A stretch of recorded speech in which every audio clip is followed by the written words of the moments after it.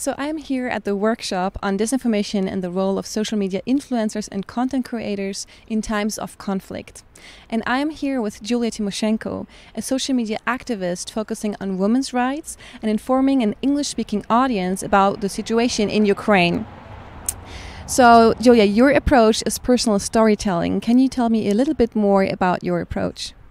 Yes, so I think a lot of the reporting on the Russian war in Ukraine is done through more analytical approach where you can see lots of numbers of how many people were wounded, how many casualties, how much territory was occupied and mined, and all of that is great to understand the gravity of the tragedy, but I think it's not as powerful as actually listening to the personal stories of people impacted, which really let people from abroad who probably will never, I hope, will never know what it's like to live in the times of war.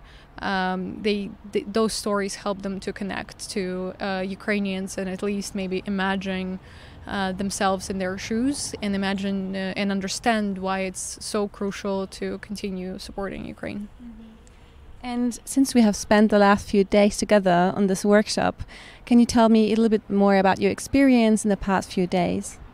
Well, this was a great opportunity to meet influencers and content creators from different countries and different fields and see how unique their approaches are, but also how dedicated they are to creating an interesting, informative, and truthful content. But also it was very almost like therapeutic to share the same struggles, and we discussed the feeling of isolation, and sometimes you feel like nobody really understands if none of your friends are influencers or do content creation. You sometimes feel a little bit alone in this. So being in this kind of group where we're all on the same page, we all face similar challenges, but also have similar skills. It was very, very useful and encouraging. And could you share one outstanding learning with us?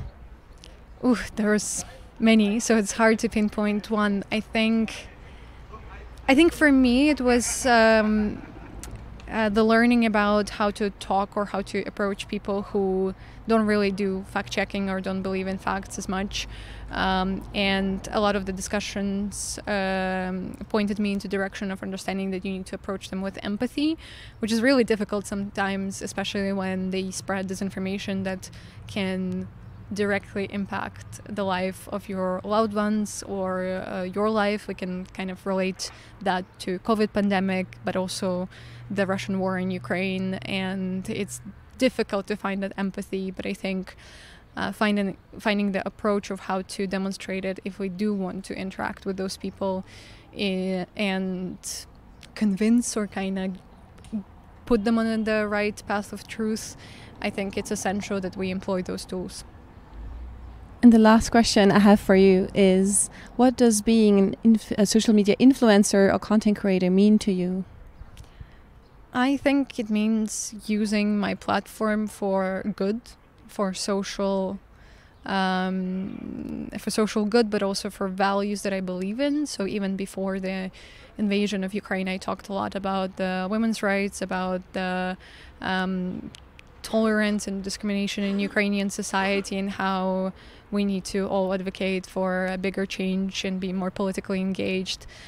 So I think having a platform, and especially in a time of crisis, whether it's a platform where you just share lifestyle or any kind of entertainment content, but you don't use it personally to promote your values and to help other people, it's kind of pointless, and I don't understand how people can be doing that. So I think I always thought that if I ever have a platform where people will listen to me a little bit closer, I also want to use it with a purpose.